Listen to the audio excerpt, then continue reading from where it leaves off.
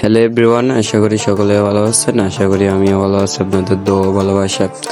আপনারা যেটা দেখতে পাচ্ছেন এটা হচ্ছে গরুর গাড়ি, যেটা আপনারা আপনাদের মধ্যে বলেন গরুর গাড়ি, যে গাড়ি, বড় গাড়ি মানে পিক আপ বা এগুলা বলেন যারা। আর সামনে তো কোরবানি ঈদ, ঈদুল আজহা, পবিত্র ঈদুল আজহা। তাই জন্য আপনাদের কথা ভাইবা আমি একটা গরুর গাড়ি নিয়ে আসলাম।